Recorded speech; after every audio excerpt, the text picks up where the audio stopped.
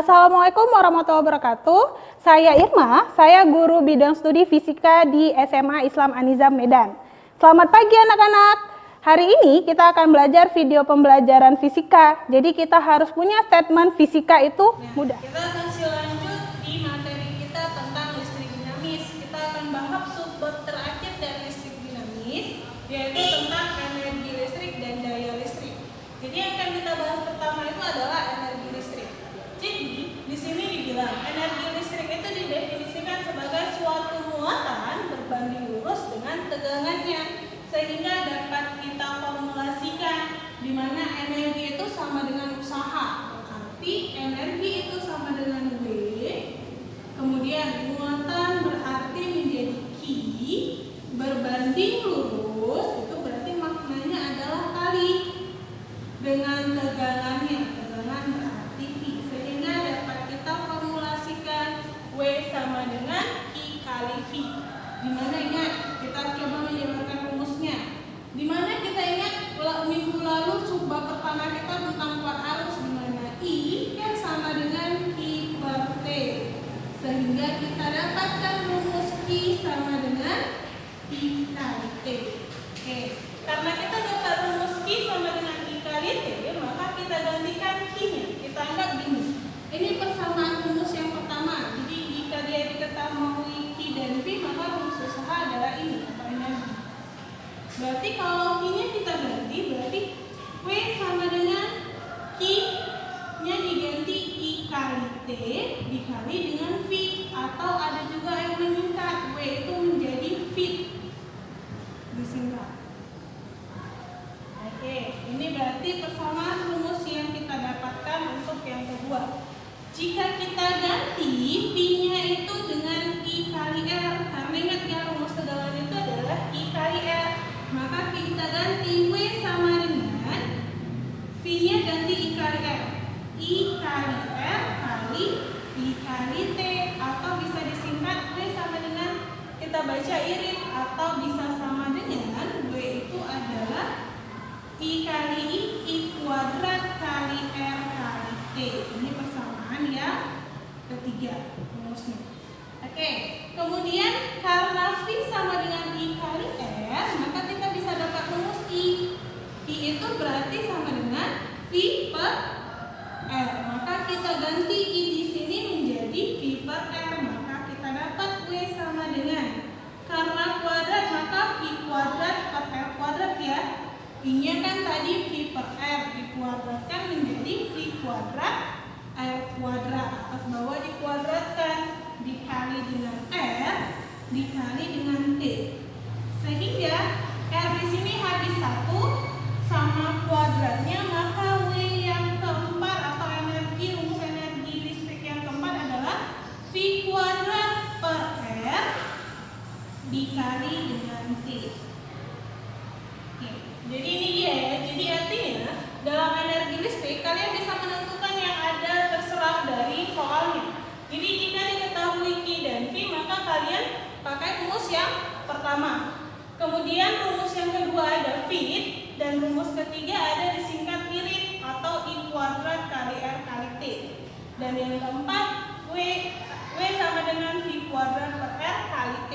Jadi untuk keempat rumus ini kalian tinggal tergantung dari soalnya. Jadi kalian tinggal menyesuaikan dari keempat rumus ini. Jadi kita buat keterangannya. Di sini keterangannya yang pertama, W itu berarti energi listriknya. Satuannya berarti joule. Kemudian I itu adalah muatan. Satuannya kolom. Kemudian V ini adalah tegangan. Tegangan satuannya berarti volt. Kemudian ada I itu berarti kuat arus. Satuannya ampere.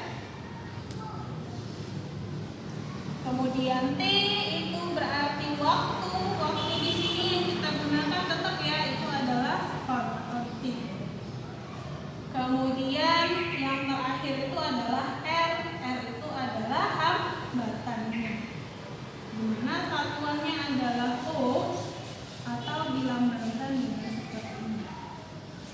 Nah, ini untuk rumus usaha energi atau usaha listrik. Nah, kita lanjut contoh soalnya ya. Di sini di soal dibilang sebuah peralatan listrik dipasang pada tegangan listrik sebesar 12 volt dan arus yang mengalir adalah 750 mA. Hitunglah besarnya energi listrik yang dibutuhkan dalam jangka waktu 1 menit. Ingat, dalam penyelesaian soal teori fisika, kita tidak perlu bahas tentang soal yang sebenarnya. Jadi kalian cukup tandai yang ada berhubungan dengan angka. Oke, berarti 12 volt, 750 mA dan 1 menit. Maka penyelesaiannya kita buat.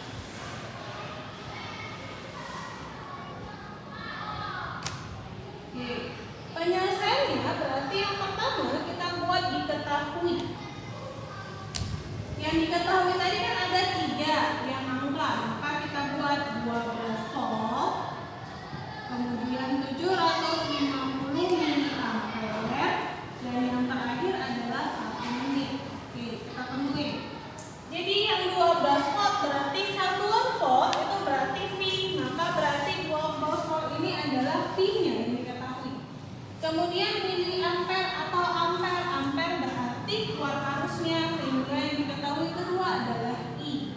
Dan yang menit itu berarti waktu, satuannya itu berarti lambangnya T kecilnya. I itu satuannya harus ampere, maka 750 mA harus kita ubah menjadi ampere. Maka sama seperti kita ubah dari milimeter ke meter, maka berarti dibagi 1000. Atau biasanya kita tulis 750 dikali 10 pangkat 3 ampere, karena 3 tangga ya naik ke atas. Kemudian waktunya 1 menit, satuannya di sini harus adalah sekon, berarti 1 menit kita ubah ke detik menjadi 60 sekon atau S. Sehingga yang ditanya itu apa? Yang ditanya adalah hitunglah besar energi listrik. Energi listrik berarti adalah W-nya. Maka kita selesaikan.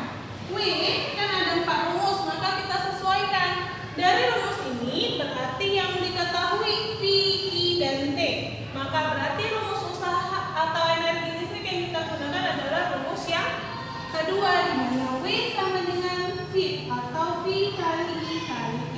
Maka masukkan V-nya 12 dikali I-nya 750 dikali 10 pangkat min 3 dikali T-nya 60 sekon, berarti 60 sama dengan, ini kan min-nya ada 3, kita hapus berarti 1, kita hapus lagi 2, berarti ini tinggal min 3 ditambah 2, karena ada 2 nol ya, yang kita hapus berarti tinggal min 1. Maka tinggal kita kalikan 12 kali 75 dikali 6, 12 dikali 75 dikali 6 dikali 10 pangkat min 1. Oke, 75 kali 12 itu 75 dikali 12 berarti 150 dikali 9 berarti 900, ini 900 dikali 6 berarti 5.400 dikali 10 pangkat min 1, maka hasil W itu adalah 540. Oke, ini untuk contoh soal dari energi listrik. Kita lanjut ke daya listrik. Tadi kita udah bahas energi listriknya. Sekarang kita lanjut ke daya listriknya. Jadi di sini daya listrik didefinisikan sebagai suatu energi listrik yang berbanding terbalik terhadap waktunya. Lihat, daya itu kan rumus lambangnya itu adalah P besar ya, sehingga P sama dengan suatu energi listrik. Energi listrik tadi kan adalah W yang berbanding terbalik. Kalau berbanding terbalik berarti menjadi per, terhadap waktunya berarti menjadi T. Sehingga rumus umum konsep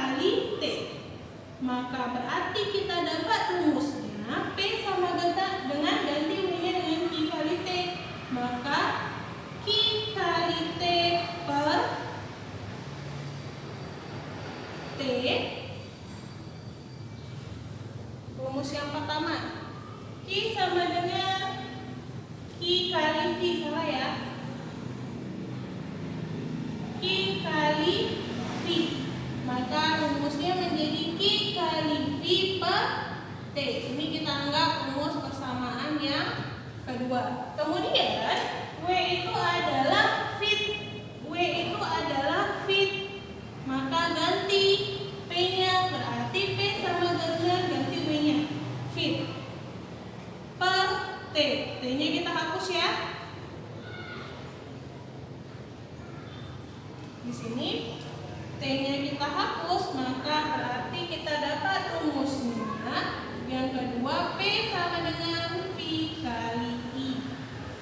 Ini untuk rumus yang ketiga ya. Oke.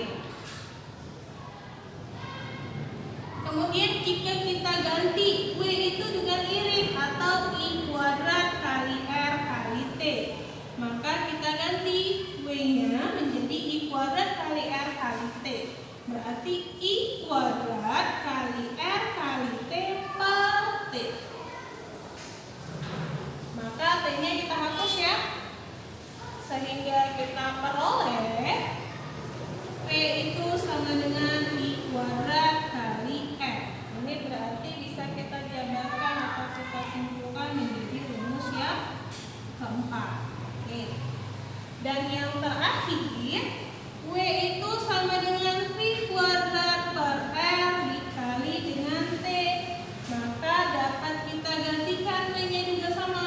Berarti P sama dengan ganti W-nya dengan V kuadrat kali T per R per lagi dengan T-nya. Maka T per T habis ya. Sehingga kita dapatkan rumus yang terakhir P sama dengan V kuadrat per R. Oke, ini rumus yang keempat. Di sini keterangannya masih sama ya, hanya yang menambah itu adalah P-nya, daya. Maka keterangan tambahannya di sini kita buat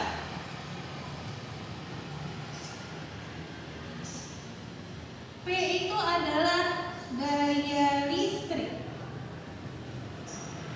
di mana satuannya adalah watt. Jadi untuk W-nya masih sama, energi listrik, T-nya waktu, V-nya tegangan, I-nya arus, dan R-nya itu adalah hambatan. Oke, kita lanjut ke contoh soalnya. Contoh soal di sini dibilang berapa besar hambatan total pada sebuah lampu yang bertuliskan 120 volt dan 60 watt. Maka berarti kita jawab.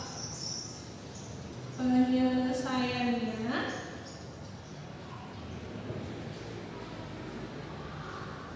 di sini diketahui, berarti ingat seperti contoh soal yang tadi, berarti angkanya kita tandain. Oke, ada yang pertama 120 volt dan yang satu lagi 60 watt. Maka berarti ingat, yang satuannya volt berarti tegangan dan yang satuannya watt adalah daya listriknya, berarti P. Maka yang ditanya itu adalah besarnya hambatan. Hambatan itu berarti R. Oke, kita mulai jawab. Dari yang diketahui V dan P, maka untuk mencari R kita berarti menggunakan rumus yang keempat. Oke, berarti P sama dengan V kuadrat per R. Karena yang ditanya R, maka rumusnya ini pindah ke sebelah dan P turun ke bawah. Tinggal V kuadrat per P. Masukkan nilainya. Gimana V kuadrat? V-nya 120 kuadrat per P-nya 60. 120 kita tuliskan gini, kali 120 ya, jangan usah pakai kalkulator, dibagi dengan 60. Ini kan habis tinggal 2 dikali 120, maka R sama dengan 240 ohm. Nah, agar kayak bisa lebih paham lagi tentang daya listrik, kita lanjut contoh soal yang kedua. Di sini soal yang kedua dibilang sepotong kawat dengan hambatan R jika dialiri arus listrik sebesar ini menghasilkan kalau untuk arus listrik sebesar 2I, kalor yang dihasilkan tiap detik adalah dalam watt adalah. Oke, berarti kita buat penyelesaiannya.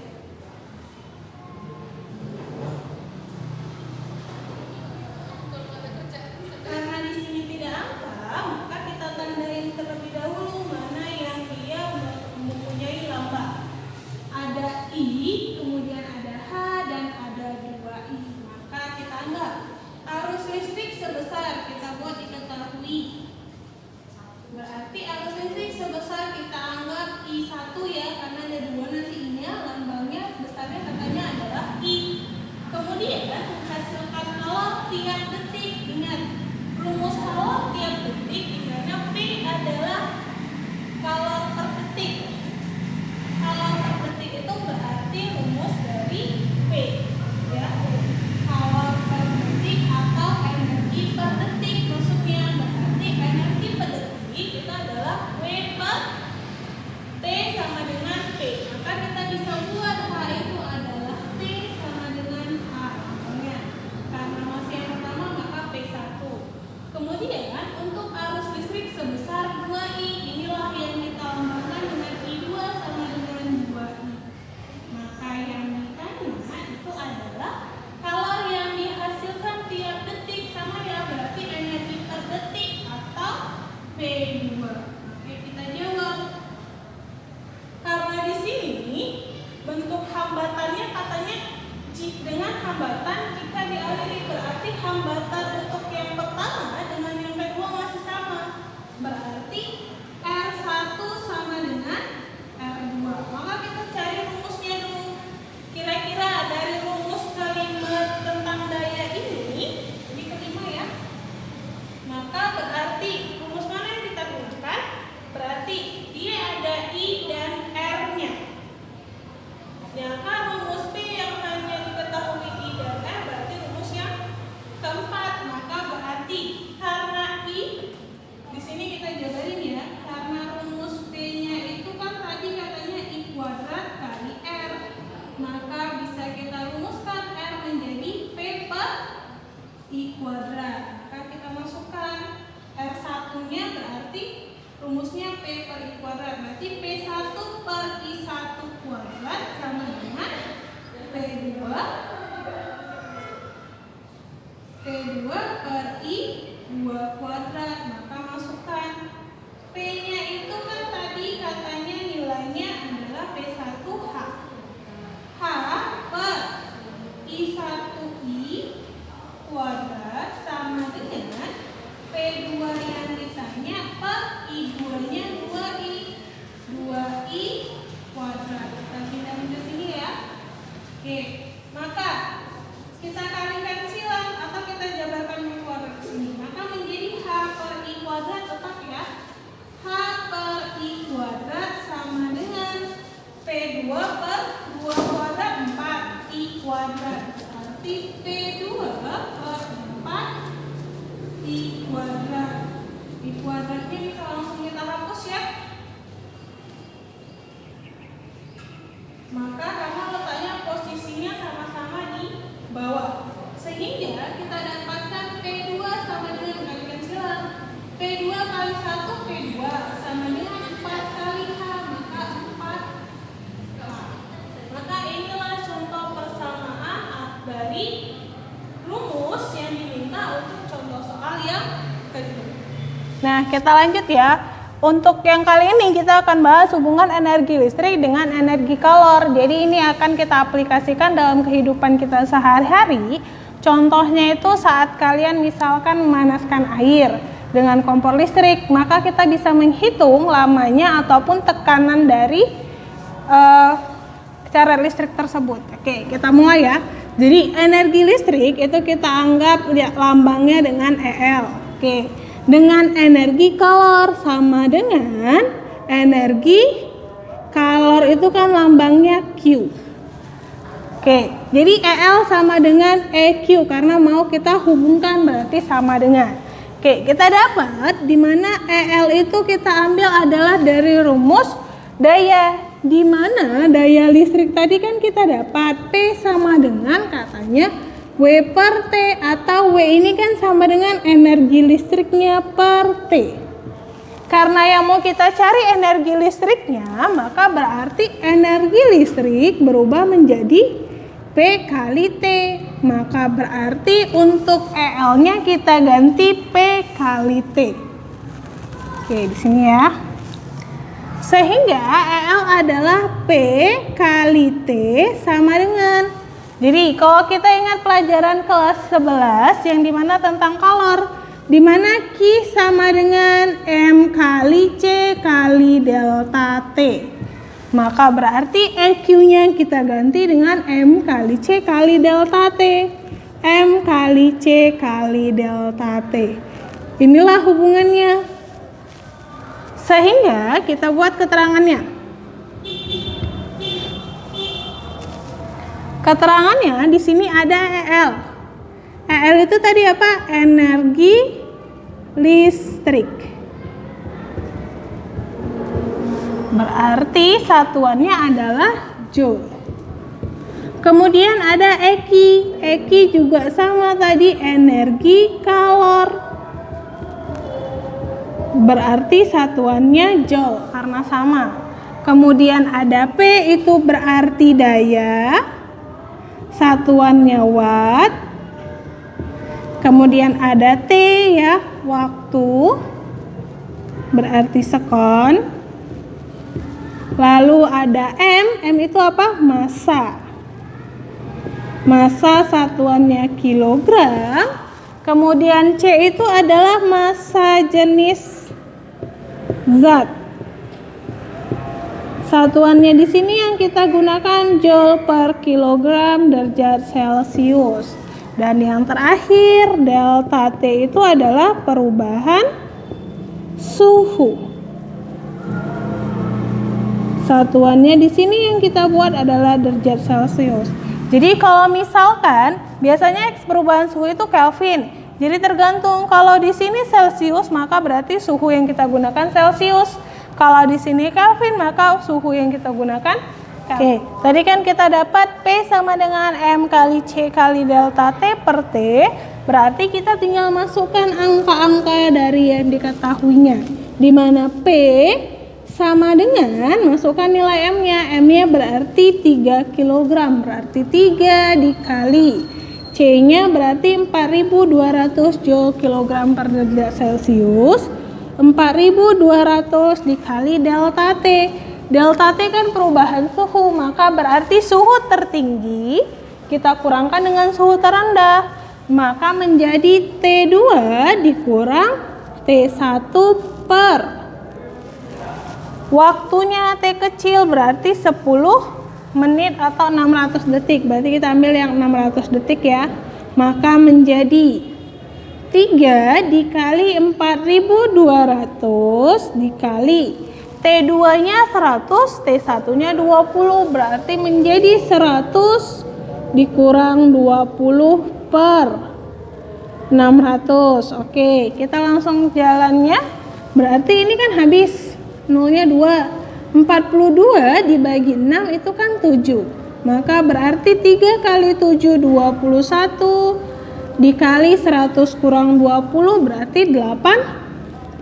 Maka berarti 21 kali 8 menjadi 168 tambah nolnya 1680 watt. Inilah hasil untuk, berarti kompor listrik itu mampu mendidihkan 3 liter air itu dengan daya 1680 watt. Kita lanjut ke materi kita yang terakhir ini tentang hubungan energi listrik dengan energi potensial. Jadi fungsi ini nanti bakal berhubungan dengan yang namanya PLTA. Jadi kalau kita pergi misalkan nih, kan kita hanya sekedar sering tahu nih, ternyata pergerakan air terjun itu bisa menghasilkan listrik.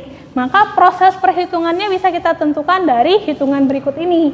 Jadi itu menghubungkan antara energi listrik dengan energi potensial. Jadi contohnya itu kenapa kita bisa hitung? Jadi yang kita hitung adalah alatnya yang bernama generator, atau yang memutarnya atau yang mengubah pergerakannya itu menjadi listrik. Nah, di sini kita akan bahas hubungan energi listrik dengan energi potensial. Jadi energi listrik tadi kan kita lambangkan dengan EL. Sama dengan karena dihubungkan dengan energi potensial berarti EP. Oke, tadi kan kita dari hubungan energi listrik dengan energi kalor, kita dapatkan EL-nya itu kan tadi P.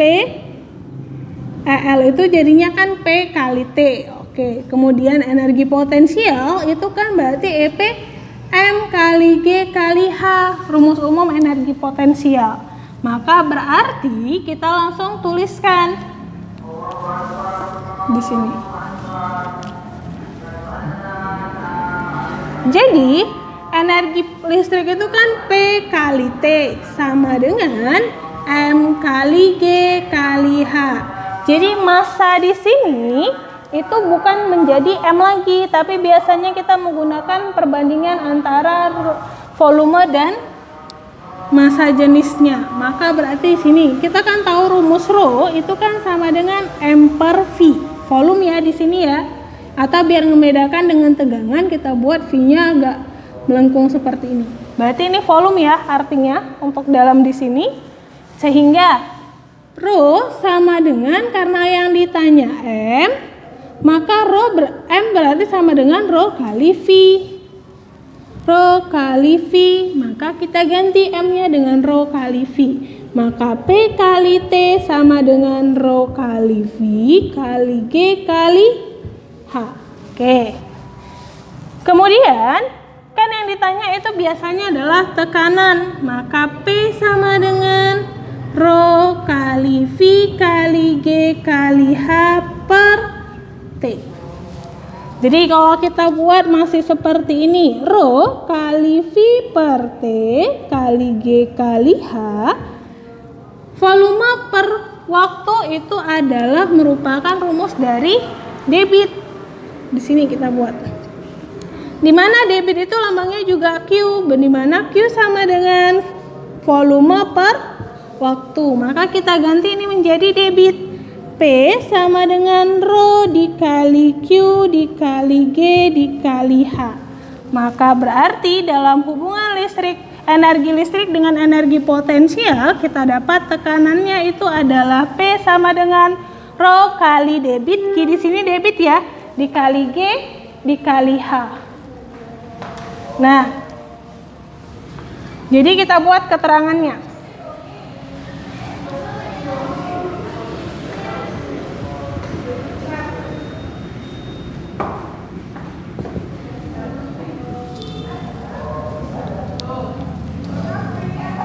Keterangannya di sini tadi kan EL energi listrik kita udah tahu ya, maka kita buat EP-nya aja.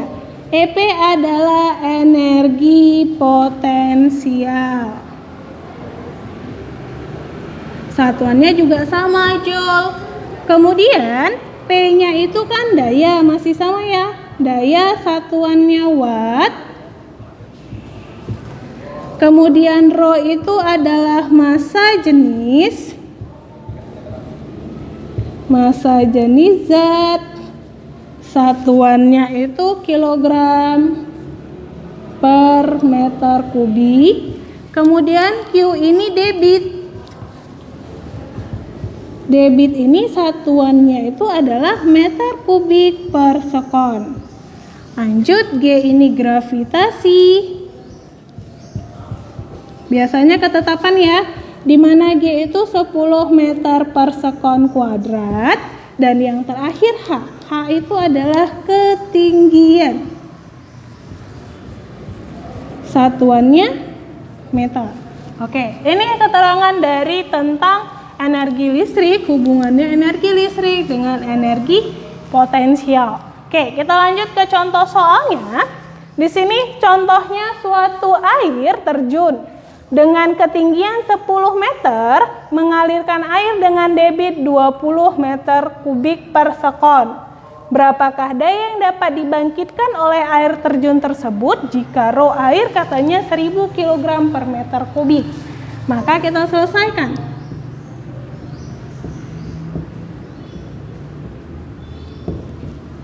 Oke, penyelesaiannya, ingat kita tandai dulu yang nilai-nilainya, berarti ada 10 meter, 20 meter kubik per second, kemudian row airnya ini ya. Nah, kita buat diketahuinya. Diketahui 10 meter itu ketinggian, berarti lambangnya adalah H. H sama dengan 10 meter. Kemudian 20 meter kubik per sekon, itu berarti meter kubik per sekon adalah debit Q. Berarti Q sama dengan 20 meter kubik per sekon. Oke, kemudian massa jenis airnya berarti rho katanya. Berarti rho sama dengan 1000 kg per meter kubik. Jadi yang belum diketahui apa dari rumus ini? Rho sudah. Q sudah, H udah, berarti G. Ingat, gravitasi ketetapannya adalah 10 meter per sekon kuadrat. Maka yang ditanya adalah di sini berapa daya yang dapat dibangkitkan. Berarti yang ditanya adalah P-nya. Maka kita tinggal langsung masuk rumus. P sama dengan rho kali Q kali G kali H. Masukkan rho-nya. Rho-nya berarti 1000 dikali Q-nya itu 20 dikali G-nya 10 dan yang terakhir H-nya adalah 10. Maka berarti sama dengan 1000 kali 20, 20.000. 20.000 kali 10, 200.000 dikali 10, 2 juta. 2 juta watt.